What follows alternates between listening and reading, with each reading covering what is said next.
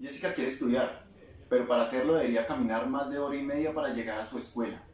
El transporte en los alrededores del Salado hace que sus sueños tengan más de un obstáculo. Por medio de este video vamos a abarcar cada uno de los componentes teóricos vistos en clase. Asimismo, explicaremos de manera amplia y clara el concepto de no ficción y sus características. Esto es Los motivos de Jessica, por Héctor Abad Faciolince. El concepto no ficción nos refiere a un tipo de contenido escrito, a veces en forma de historia, cuyo creador, de buena fe, asume la responsabilidad de la verdad o la precisión de los eventos, las personas o la información prestada. Se caracteriza por contar historias con la diferencia que en las mismas son verdaderas. A los textos no ficción se les atribuye una serie de características que los diferencia de otro tipo de escritos, dándoles su propia identidad. Entre los textos y autores más destacados en este tipo de género no ficción podemos encontrar Mujeres y Poder, un manifiesto de Mary Beard, historiadora y ensayista británica; Guerras del Interior, de Joseph Zárate, escritor peruano; 21 lecciones para el siglo XXI, Yuval Noah Harari, doctor y catedrático universitario; El Vértigo Horizontal, una ciudad llamada México, de Juan Villoro, cronista y periodista mexicano, entre otros. Los motivos de Jessica.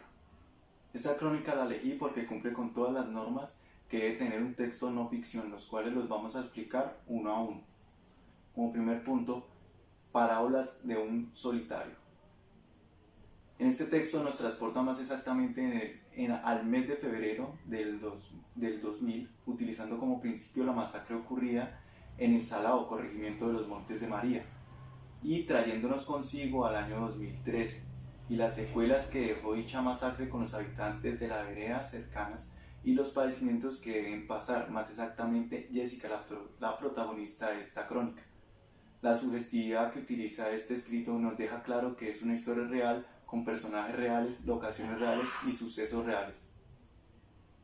El Catoblepas.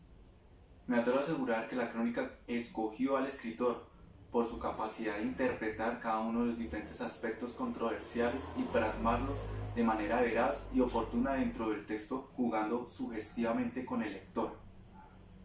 El poder de persuasión. La persuasión está latente en este escrito, puesto que desde el principio da una referencia de lo sucedido en el año 2000 durante la masacre del Salado, y así sucesivamente durante todo el escrito nos va conceptualizando con la historia real de Jessica y su triste deseo, que para muchos adolescentes de su edad es solo algo que deben hacer a diario. El estilo. Su forma de utilizar el sarcasmo dentro de este escrito es prácticamente necesaria y da a conocer un poco del sentimiento al realizar esta crónica, puesto que se siente la pasión a la hora de escribir. Quizás es por el morbo que por la naturaleza le pone el ser humano a las tragedias de los demás, o sencillamente una forma amarillista de contar un suceso real. De todas maneras, nos muestra un estilo directo y sin tanto tecnicismo. El narrador, el espacio. A mi parecer, el rol que cumple el narrador en esta crónica es un narrador personaje, debido a que disfraza a su personaje dentro del escrito, sumergiéndose dentro de la historia, en algunas ocasiones confundiéndose entre los personajes.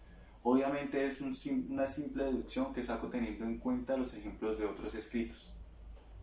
El tiempo.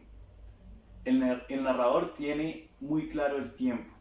El narrador puede narrar desde el presente o el futuro hechos que han ocurrido en el pasado, lo que sucede en esta crónica.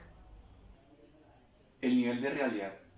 El nivel de realidad en este caso es claro, puesto que es una historia basada en hechos de la vida real, que su locación o lugar de sucesos sí existe, y los personajes más aún, dando referencias desde las experiencias vividas con datos verificables, siendo objetivo en este caso.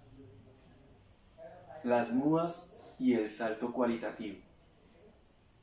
Esta crónica nos transporta por medio de las mudas temporales, de un pasado atroz que sucedió a un presente que quizás no está sucediendo, pero que refleja las secuelas de ese acontecimiento que dejó impregnado a los personajes.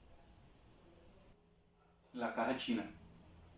Dentro de esta crónica se puede identificar fácilmente la historia de varios personajes que van desarrollando el contenido de la investigación a medida que el narrador elija la posición, donde va su narrativa o historia de cada personaje. Aunque este escrito se encuentran unos personajes que sobresalen como son el papá, el conductor, obviamente Jessica y el hermano. Para entender un poco sobre la historia de Jessica, vamos a contextualizar qué pasó en el Salado, en los Montes de María. La masacre del Salado es una de las más atroces del conflicto contemporáneo de Colombia.